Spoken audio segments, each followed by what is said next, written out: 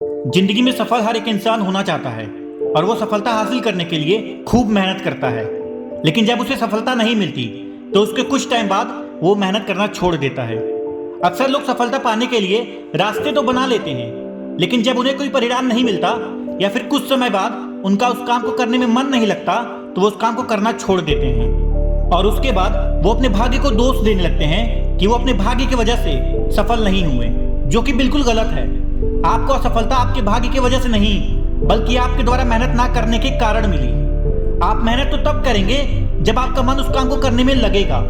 और इसीलिए दोस्तों, आज मैं आपको 5 ऐसे पॉइंट बताऊंगा जिसकी मदद से आप अपने लक्ष्य निर्धारित कर उसे हासिल जरूर कर लेंगे।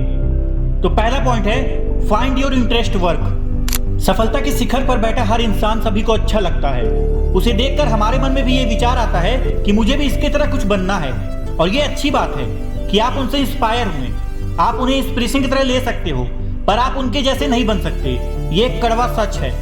सफलता पाने के लिए आपको सबसे पहले अपना इंटरेस्टेड काम ढूंढना होगा कि किस फील्ड में आप माहिर हो। उस काम को करने के लिए आपके पास एक शार्प दिमाग है या नहीं, जो कि अलग अलग तरीके से सोच सकता है। आप उस काम को बिना पैसे के भी करने के लिए तैयार हो। उस काम को करने के लिए आप सब कुछ कॉम्प्रोमाइज कर सकते हो। अगर आपको इतना कॉन्फिडेंस है अपने आप पर, अपनी स्किल्स पर, तो आप मानसिक रूप से पूरी तरीके से उस काम को करने के लिए तैयार हो और आप सफलता पाने के लिए भी हकदार हो। इसीलिए सबसे पहले अपने इंटरेस्ट का काम ढूंढें। दूसरा पॉइंट है, इंक्रीज नॉलेज। आप जिस भी फील्ड में काम कर रहे हो उसके बारे में आपको सही जानकारी होनी चाहिए। सही जानकारी ना होने के कारण आपको असफलता का सामना करना पड़ सकता है। आपको हमेशा अपनी नॉलेज को बढ़ाते रहना चाहिए ताकि आपके काम में किसी भी तरह की कैसी भी प्रॉब्लम क्यों ना आ जाए, आप उस प्रॉब्लम का सॉल्यूशन बड़ी आसानी से निकाल पाएं। अपनी नॉलेज को बढ़ाने के लिए आप ऐसे लोगों से मिलिए जो पहले से उस फील्ड में काम कर रहे हों, जिस फील्ड में आपका इंटरेस्ट हो। और अगर आप उनसे नहीं मिल सकते तो इंटरनेट पर उनकी वीडियोस देख सकते हैं, उस फील्ड से रिलेटेड बुक्स पढ़ सकते हैं।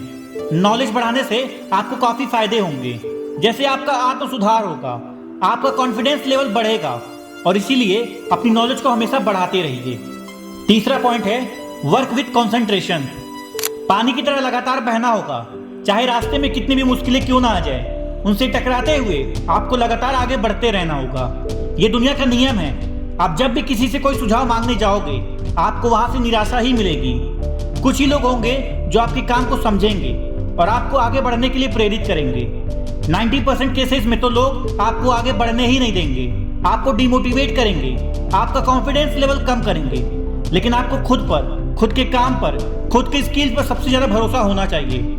आपका कॉन्फिडेंस लेवल इंक्रीज होना चाहिए। इन लोगों से डिमोटिवेट नहीं बल्कि मोटिवेट होना है, तभी आप पूरे कंसंट्रेशन के साथ अपने काम को कर पाएंगे। सफलता की राह चलते चलते संघर्षों का पहाड़ चढ़ना पड़ता है। कहीं मुसीबत आ जाए तो बैठकर, ठहर कर, सोच कर आगे बढ़ना पड़ता है। कमजोर होते हैं वो लोग जो संघर्षों का पहाड़ आधा चढ़कर वापस पीछे की ओर चल पड़ते हैं।